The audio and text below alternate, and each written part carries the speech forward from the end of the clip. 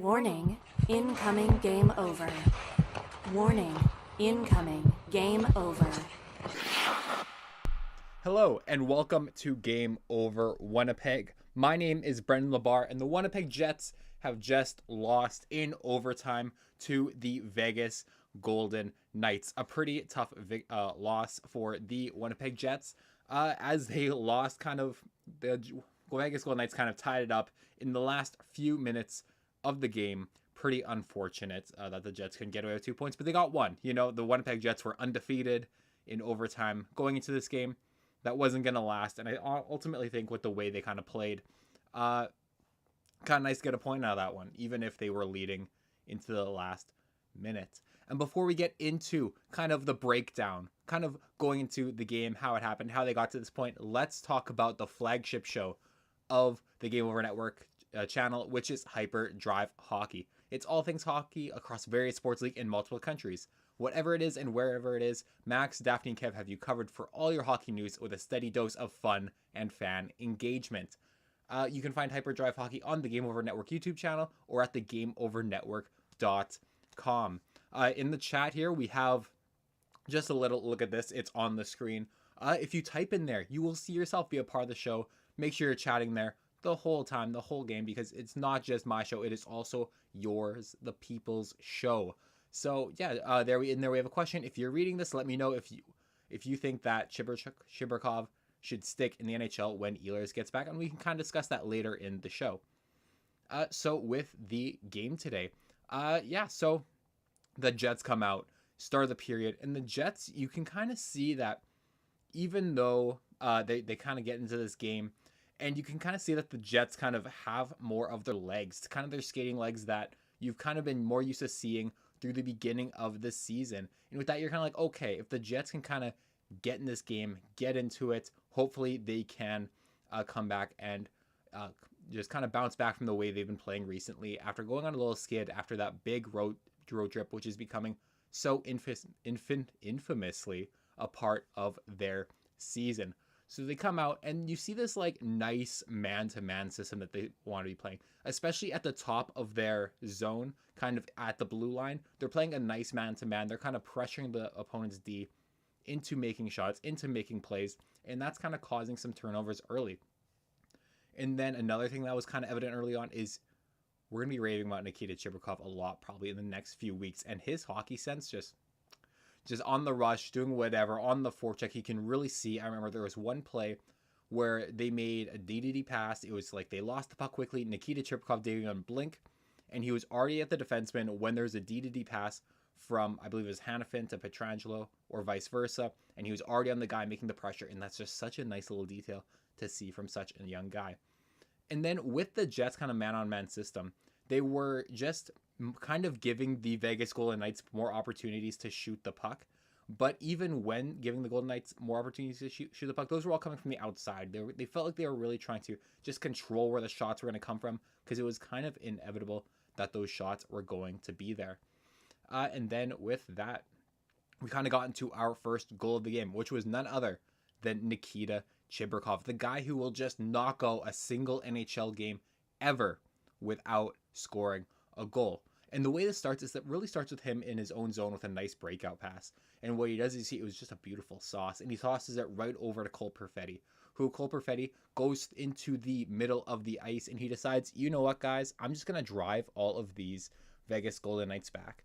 And he does, and he does a nice little slide pass to Vladimir Nemestikov to enter the zone. And what that does is it turns all the Vegas Golden Knights defense right over to Vladimir Nemestikov. So, and then you have Cole Perfetti driving the middle of the ice, and those were taking all the attention from the three Vegas Golden Knights players, who would then Vladimir Nemestikov, a pro, just an absolute pro play, one of the smartest guys on the team, takes a shot off the far pad right onto Nikita Chibrikov's stick, and he just taps it in. Zachary Whitecloud did not even know he was there. Easy goal. Probably might be the easiest one of Nikita Chibrikov's 3 in his NHL career.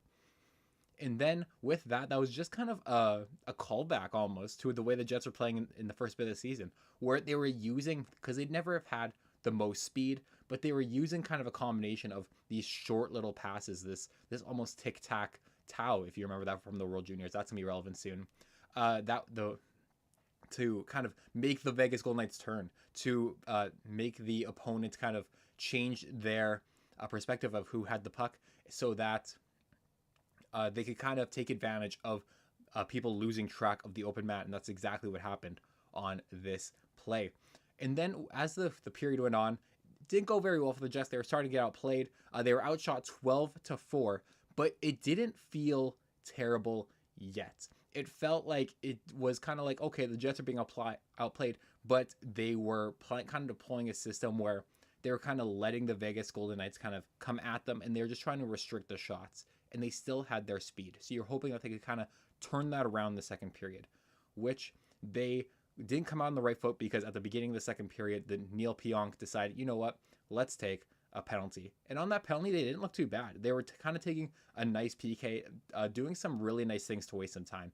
Iafallo went for a nice attack, kind of got a shot off, and then Mason Appleton made a really nice play. You always love to see guys doing this when he enters the offensive zone and passes it way back to the D, just so that he can kind of regroup and they could hold the puck and waste a few more seconds by just dumping it down again. And that's just such a nice, veteran move almost from Mason Appleton. I almost invented a fake middle name for him. That could have been fun. But then as we go, that was really nice to see, because as good as the Jets have been this season, especially in the first 15, 16 games, the penalty kill has been one thing where they could see some improvement on. I believe coming to this game, they're about 21st in the league, and that's something that you would love to see the Winnipeg Jets improve on as kind of things going on. And that's really surprising, because when I think of the Winnipeg Jets, personally, I think of a team who has a little bit more trouble scoring goals than have problem stopping them from going into their net. And on the penalty kill, you think, Connor Hellebuck's been playing most of the penalty kill, pretty much all of it, because he is the goaltender, and you think that would be a place where they would shine with him being their best player. And then as we kind of went on, the second period was really just boring. Not a lot happened. Even the Vegas Golden Knights, I believe they started with it was 12 shots going to the period. They really only got to 14, 16 by the end of it. And it was just one of those really low event hockey. It reminded me of when you're in the third period and you're tied with the Eastern and Western team, and they go, hey, guys, look at me, Ted. And you're just kind of making this little mental agreement to be like, okay, we're not trying to score, you're not trying to score, let's get the extra points. But this was a interconference game, and you're like, what is going on here? Especially in the second period. It was just really slow, really not too much going on for the Winnipeg Jets and the Vegas Golden Knights. And then there was this one thing that really just kind of made me upset. And it was this 3-on-2 with Mason Appleton, Lowry, and Nino Niederreiter, where it was a bouncing puck and they're still trying to make plays and doing all these things. And it was the second time in a couple of games where that line has had the chance to really make a nice play, or just not make a nice play, but just get a simple play, whack it on net, see what happens. But instead, they're trying to make all these little plays, all these little things where it's like, hey guys, we kind of need a little bit more offense out of you. And it was just a rolling puck too, not much control, and you were kind of hoping that when Nino Niederreiter would try to make this pass to Adam Lowry to try and get it by Aiden Hill, you're almost like, dude, it's a rolling puck, please whack at it like you are up in the Timbits. And then the Winnipeg Jets, it took them 13 minutes to get them their first shot in the second period, which is kind of disappointing. And it kind of played into the fact where that first period, okay, that's just how this game's going to go. And then with the end of the second period, they took another penalty. It was Nino Niederreiter flipping the puck over the boards. These things happen. So kind of getting into the third, Jack Eichel returns the favor. He gets a penalty and makes it 4-on-4. And I thought the Winnipeg Jets really found their legs in this part. I thought that especially with a shift from Connor and Scheifele, they were kind of rebounding and really getting back into this game. I always like to say that when you get on the penalty kill, when I played hockey, one of the best parts about it is you can just go out there and skate as fast as you can, because you're just kind of hounding on the puck sometimes. And sometimes in 4-on-4, I feel like it's the same type of thing, where with that little bit more spacing, you kind of get yourself a little bit more into the game. And I was hoping that would be what would happen with the Winnipeg Jets. And then and then what happens next is Keegan Kolesar he just kind of whacks at a puck in the Jets defensive zone, and it goes into the net. And one thing that's going to happen is that when you allow a lot of shots, some of them are going to go in. And West Kildonan Collegiate alumni at my high school, his own Keegan Coleslaar, ties up the game at 1-1. And fun fact about our high school, there were a moment in time where not only Keegan Coleslaar was in our high school, but also Cody Glass and Winnipeg Jets legend Adam Brooks were all in the high school there at the same time. So just a little fun fact for you, just some West Kildonan. We were the Wolverines. I was almost gonna say Kodiaks, but that's just not true. I'm thinking of that's River East. For all you non-Winnipeggers, that means nothing to you. And then we kind of get into the next part of the game.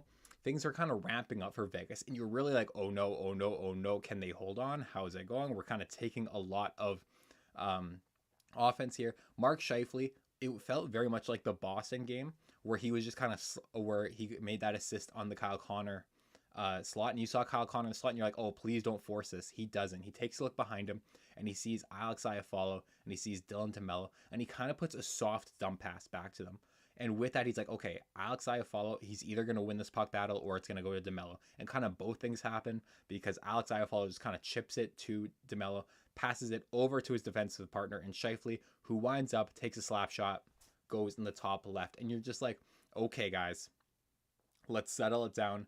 Let's see if we can make this game as boring as possible. Let's see if we can kind of repeat what happened in the second period. Can we make nothing happen? Which is one thing that the Jets specialized at last year. They tried to win every game, I believe, 0 to -1. And it was almost like that was the game plan coming into the end of the period. So they're like, okay, let's keep this boring. Let's have nothing happen. And then the ref said, absolutely not. Thank you for asking. Where Gabriel Velarde kind of goes and he gets a penalty on Shea Theodore, which fair enough, stick in the feet, trip the guy full on for sure. And then Dylan DeMello is deciding, you know what, my bestie's in there. He's in the box. He's on timeout. I'm going to go join him. He goes and he trips. I believe it was a Mark Stone. But was it a trip, a pseudo trip? Maybe. And then he also goes to the box, gives the Vegas Golden Knights a 5-on-3, which turns into a 6-on-3 because they pull Aiden Hill and they make a beautiful pass. I believe it was Mark Stone to Victor Olofsson, puts it in the net, and then the Winnipeg Jets bench is furious. They the Vegas Golden Knights tie up the game. We go to the second period. Not the second period. I was thinking about this show. We go to the overtime period. The Jets look really good in overtime, especially on that last play by Scheifele, Connor, and Morrissey. They're cycling around, and then there's a time where they get it back to the last man. It's Hayden Fleury. He tries to pass it to the guys who are changing. Scheifele doesn't want to touch the puck. It makes it a 2-on-1, and then cross crease feed to, I believe it was Ivan Barbashev, puts it in the net. I was just kind of getting ready for the show at that point. Just rifles it home, and what are you going to do on that play? And when it comes to the whole game as a whole, you definitely felt like the Jets were kind of on the back foot a lot of the time. And you were thinking about, okay, can they squeak out this win? Can we squeak out this win? And it was just the Vegas Golden Knights finding a way to win the game against a team that just didn't have what they needed to win the game tonight. And with that, nothing going on in our chat. Let's go to the second period. But before we go into the second period, where I kind of talk about ongoing trends in the season, let's talk about Game Over Network as an independent production, which is focused on community inclusion and quality people. If you're interested in supporting the Game Over Network, we have crowdfunding options available in the description of this episode, which is right near the like and subscribe button. Please just like and subscribe. It's free and easy way to support the channel.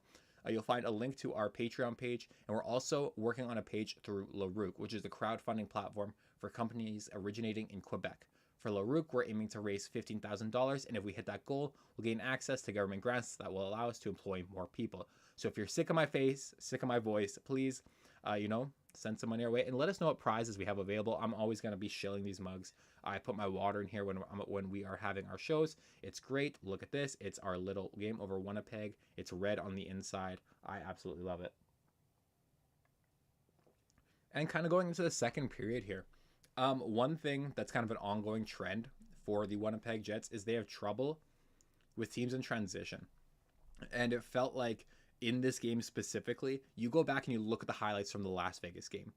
And what really killed the Jets is when the other teams would just come at them with speed off of a turnover, and just come and score a goal. And every team's going to struggle with that, but it seems like the Jets really have it. That's where their Achilles heel is.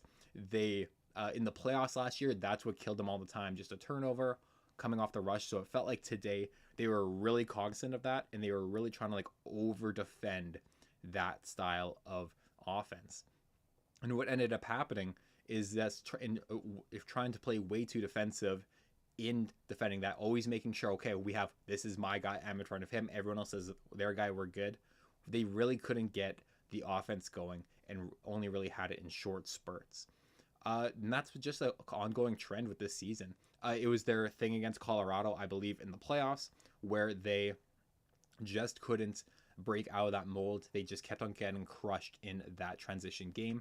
I think one big learning lesson from this season that came early on, and I think I talk about this almost once every single show, is that game against Seattle. Seattle kept on, every time they had the puck, they would just shoot a guy up the ice. They try to hit him with a far pass, and that is how they got through the Jets defense. And the Winnipeg Jets ended up winning that game, but that really exposed who the Jets were at their core. And then also the Dallas game from the other day where they lost.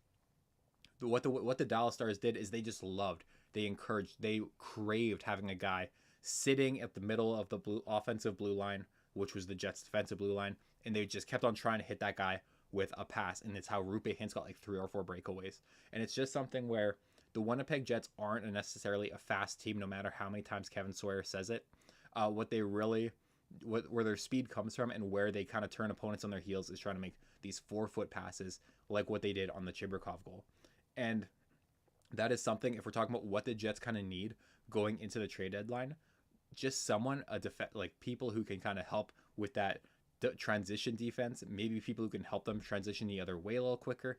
And if that's a winger, if that's a second line center, just someone who kind of fills that ilk. Because last season, when they were trying to kind of acquire players, one thing the Winnipeg Jets are really good at is pro scouting, I believe, and we've talked about this before, where they find a niche and they go out and get a player just to do that niche.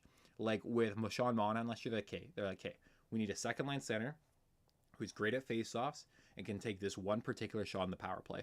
And that's what they did. They found this one guy who was really good at those attributes, and he made a lot of money on about that this summer. What did he make? $27.5 million in Columbus, maybe 33, because I forget if it's 5 or 6 years for him in Columbus.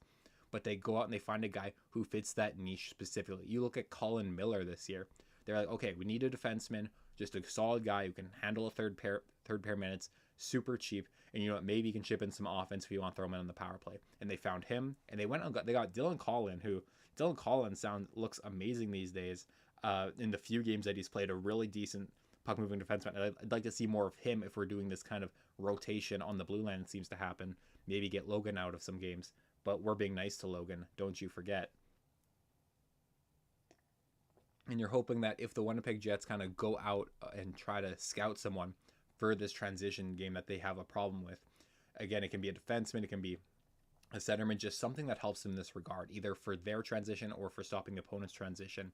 That's something that you kind of hope they can go out, target, and acquire, because their pro scouting's been so good at it. And I think where their pro scouting kind of went wrong last year, and I don't know if this is a pro scouting thing or a Kevin Cheveldayoff thing, but Tyler Toffoli, you see this guy and him acquiring that player. You love Tyler Toffoli, super good, nice shot, really elite hockey sense. But one thing he's bad at is skating. And then you're really kind of, not only are you adding players to a lineup where he's a part of, where they have this weakness and he adds to it, but it really limits your roster construction, because you have Velarde who can't skate. You have not skate, but he's not fast at all. He's decent side to side. Perfetti, who's not a strong skater. You have whatchamacallit, and then you add Monahan, not the best skater, and then you are having Tyler Toffoli, who's the best, not a fast skater either. And when they built that roster, you have that line of Ehlers, Monahan, and Toffoli. You're making Ehlers, and Ehlers can usually handle this stuff, doing this so much heavy lifting and transition, but it was unfair for him to kind of be put in charge of all of those kind of assets, all of those things. And when it comes to roster construction, maybe it's not about getting the best player, but the best fit for the team. You look at a guy on Vegas tonight who they went out and they traded a first and Zach Dean for Ivan Barbashev. And that guy, was he the best player at that trade deadline? No. Ryan O'Reilly was available. He went to the Leafs. But and I'm not quite sure who else was available there. But for them, it wasn't about the best player. It was about the best fit. And they won the Stanley Cup that year. And then another thing is, I'd like to add on to that, is just Scott Arniel and his lines. Scott Arniel and his lines this year, they've been really stuck. If you follow Garrett Hole, great follow on Twitter, Garrett HOHL. He's a Jets fan. He's a great writer. He's worked with NHL teams before. And one thing he was talking about is that line, that top line of Velarde, Connor, and Scheifele, they've had the most minutes together throughout the whole season. And throughout their struggles, throughout everything that they've been through, it feels like, okay, when that line has struggles, it feels like he goes to them and says, okay, guys, don't make you split you apart. And with that, he never really does it. He's come out and he's put Ehlers on that top line for like little stints. He's done little things where he flips one, but he always goes back to it. And another line that you see that with is the third line with Lowry, Nino Niederreiter, and Appleton. And with them, you're kind of wondering, at 5-on-5, is it getting stale to the point where if they're going to play as the second line, because let's face it, they get more ice time than that second line of Nemestikov and Perfetti and whoever's on it that day of the week. But if they're going to be on that line, they need to provide a little bit more offense. They need to be putting the puck in the net a little bit more. And that's not their primary objective. But when you play that much ice time in the NHL, you got to be scoring some goals. And that line has been pretty cold of late, especially Lowry and Appleton. I know Appleton has like 3 goals or a couple of goals in the past few games, but one's an empty netter, the other one's in garbage time where he scored from the Rockstar zone on Tuesday against Boston. And you really need to get more offense out of these guys who are playing so much to level. And I don't know if it's going to happen from just them kind of going with the same thing game in, game out. They might need to kind of spice it up, because even though they seem to know where each other are all the time, they have that chemistry. Maybe it's almost too much of a good thing where if you take one guy off that line, it just spices things up enough to make things simple, because it's like, okay, we have to go with a simpler game because we're not quite sure where everyone else is going to be. I did not go to the second period here on the screen. Look at that. We fixed it. So just kind of sticking with those lines, moving guys around and seeing if you can get just a little bit more of a tweak. On the defense, it's harder because this loss of Sandberg has been monumental. But on the forward lines, you think that maybe with the scoring problems, they only scored 2 tonight. They've had scoring problems before their 8 guys came in. Maybe that mixing things up for a lineup that's been together kind of in the same way for so long, except for the addition of Chibrikov, maybe that could help unlock some offense at 5-on-5. And then what else do we have here? Nikita Chibrikov. He scored again. He's amazing. He's a guy with great hockey sense. I just wanted to give him a little shout out. In his third game in the NHL, he got his 3rd goal. Just an amazing guy. In the comments, if you're reading this, let me know if you think that he should stick in the NHL when Ehlers gets back. Personally, I think he does. I think he offers just a ton of upside, and I think he's just so defensively responsible. You look at his reads, they're pretty good. You see his stick work really good. The only thing is when they talked a lot in the broadcast tonight about Vladimir Nemestikov mentoring Nikita Chibrikov, and I think that one thing he's picking up from Nikita Chibrikov is how to get decked about 3 times a game. That third period was really tough on Nikita Chibrikov. He was getting blasted into the boards by the Vegas Golden Knights every time he seemingly touched the puck. And for a guy who's short, he's really wide. He's got that wide frame, and you got to think that he might be able to, pick up that skills as he goes along. Fife says keep Chibi when 27's back. I completely agree. Thank you for commenting, Fife. All right, and then we're going to kind of get into the third period here. This is where we go and we just got to do whatever I want to talk about. And before we do that, let's talk about Game On here at the Game Over Network. It's a show. It's on every weekday, and it's over on the Game Over Network's main channel. And it is a kind of a 10-minute roundup of what's going on in the NHL. It's hosted by Graham. He does a great job. And he just goes out and he goes, okay, here are the stories from around the league, around hockey. And it's just a little bite-sized, a little snack, if you will, that kind of gives you little hints on what is happening around the league. And it's just there for, you know what, are you in the bathroom at work? You know, maybe sneak an AirPod in and just, you know, take that number 2 with the Game Over Network and one of our shows, just kind of keep you up with the news. And then we will soon be getting a Game on Winnipeg show hosted by Harrison Lee, which will be kind of a 10-minute roundup of what is going on in the Winnipeg Jets sphere. So with that, let's get to the third period. Talk about World Juniors. Go Local Sports Team says, you know what, we can do that. I love the World Juniors. Braden Yeager's me in the World Juniors. That's great. I really don't have anything to talk too much about until they announce the team. But, you know, and we're doing so many games in December. You'll definitely have some World Junior content. And we'll definitely be singing that Nickelback cover that TSN was posting about today as we get closer to the World Junior Hockey Championship. For our third period, I want to talk a little bit about Eric Comrie. One thing when I was doing my show prep today, I was like, I noticed Hellebuck's record. And Hellebuck's record coming into this was it's like 18-6. And I was like, wait a minute, and I backtracked. I'm like, that means Eric Comrie's 3-4. And for a team that's second in the NHL right now, or they've probably fallen back a little bit with this loss. Actually, they got a point out of this, so maybe not. It really shocked me just how far Eric Comrie seemed to kind of how far his like save percentage and goals against average has really come down since his last stint with the Jets. And since the Winnipeg Jets are usually so good at having a backup goalie that fits their needs, that fits their systems, and one time was Eric Comrie, but you had a guy like big save David Riddick come in and play pretty good for you. Laurent Brossoit came in and was just a revelation for what a backup could be. Shocked he didn't play more. And then Eric Comrie comes in and he beats Kaku Kakinen for the job, and it probably rightly so. Like, he couldn't even stay on the Colorado Avalanche this year. And with Eric Comrie, for me, I think it's just about playing better in front of him. You look at the Columbus Blue Jackets game, and they completely let him out to dry. And I know that was like their 15th game. No, I'm not in the same city between every game. Every other day is a travel day.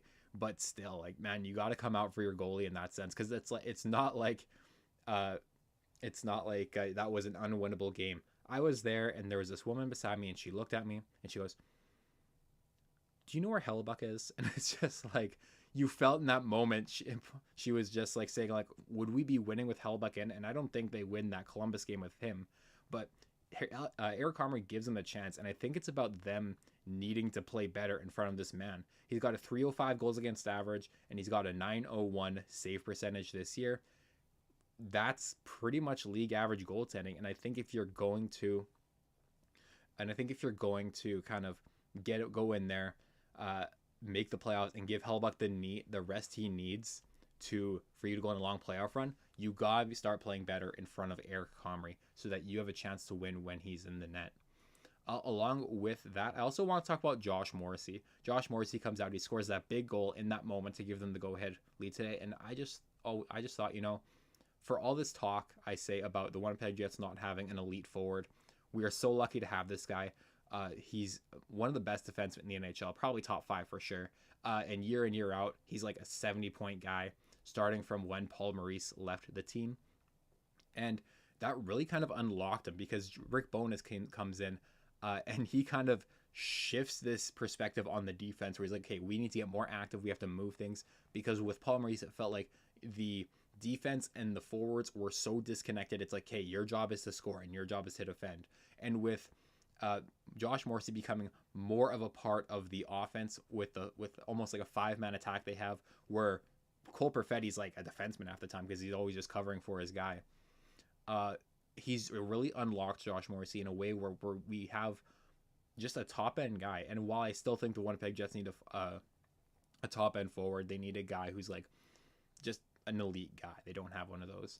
They still have Josh Morrissey, just a top-end defenseman. We get to see him, at the I almost said World Cup of Hockey, the Four Nations face-off. And even though Shifley's not there, Josh Morrissey, just a beautiful, beautiful man going out there and making the plays, doing the stuff. And it's going to be exciting watching him play for Team Canada. So just love the way we have him. And I saw someone say that because I follow just like people from around the NHL, especially the Canadian markets, being on this show, because I've done like Game Over Ottawa shows. And someone said, is Drake Batherson the best contract in the NHL? Because I think he makes like 4.9, 5.2. And it's like Josh Morrissey makes 6.25. What an absolute steal. This man, just what a guy. Just such a good contract, such a good player. And with that, let's get into the fourth period. The fourth period is the overtime period. And that is where you guys can ask me any questions. They can be about hockey. They can be about non-hockey things.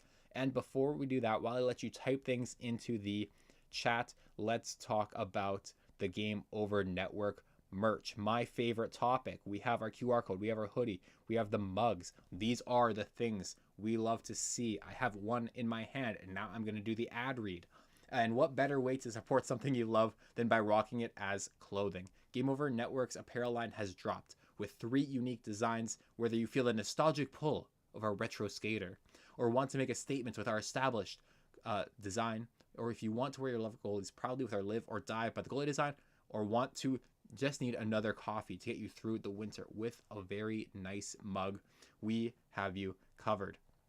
Designed by Brady Chalice from Game Over Winnipeg. Use the QR code on stream now and take a look through our apparel store and help us rebuild local sports media in Canada while repping your community. I'm going to take a slow sip for my mug because I feel like that's appropriate.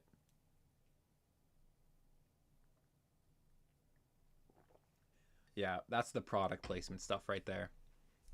All right, we're going to keep the QR code on screen. We are going to kind of look these, and we're going to see if we have any questions. Okay, Go Local Sports Team says, talk about the World Juniors. We can do that. What's my favorite World Junior memory? I think it was just watching Thomas Chabot when he played for the World Juniors. That was pretty cool.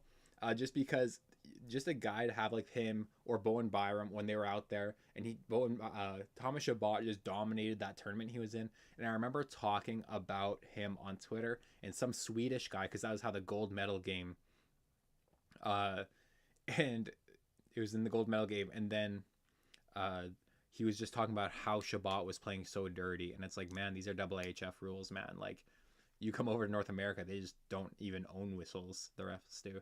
Five says, what did you think about the DeMello tripping penalty? Refs seem to have X-ray vision to see it through the net. Man, I love when the center ice ref calls those penalties. That was not a trip. I did not think that was tripping at all. It definitely just seemed like a made-up call. And it's funny because sometimes refs, you can tell they're like looking for the makeup call. But I believe the Winnipeg Jets were penalized like 4-1 in terms of Vegas having 4 power plays. Well, Winnipeg had 1. They didn't even really have a power play because it was like 4-on-4 for so long. But I don't think that was a tripping penalty. But tis what it is. And I would say you do have to call it off, but like a 6-on-3, 5-on-3, like what are you going to do? Especially with that pass, the way it went in. Logan Stanley was like crouched and his legs are so long, it just went under him. What are you going to do? Stuff happens. And I think, if you scored more than 2 goals in a game, you have a better chance of winning. All right. And if we have nothing else, thank you, Fight, for asking questions. I love that we can talk like this. Our next show is Saturday. The Winnipeg Jets are taking on the Montreal Canadiens. Do you know who is the guest on the show? I'll give you 3 seconds, but I'm not because I'm wrapping up. Andrew Berkshire will be on Game Over Winnipeg. Andrew Berkshire is the big boss here. He is the guy who created the Game Over Network, but he's also someone who wrote for the Winnipeg Free Press. He is very familiar with the Jets. He's also a very established writer. It's going to be super cool. I won't be here. It's going to be Ty, who is on the show with our boy Andrew, and that is Hockey Night in Canada, Saturday, 6 p.m. So our show is going to be about 8:45 Central Time. If it's a longer game, it might be a little later if it goes to overtime. But hopefully, the return of Patrick Laine in the I almost said MTS Center, but that's just what we call it. The Canada Life Center. The Canada Life Center. It's gonna be great. It's gonna be awesome. Gonna love seeing Patrick Laine come in. It seems like he's having a good time in Montreal. It seems like they're really embracing him, And just that power play seems to be rocking with him. I think he has 3 goals on the power play. That's some rock star stuff. And I'm just excited to see Patrick Laine come back and play in Winnipeg. I won't be there because I'm poor, but that's fine. Anyways, this has been Game Over Winnipeg. I'm Brendan Labarre. Thank you so much for watching. Peace out, Girl Scout. I'll see you guys next time.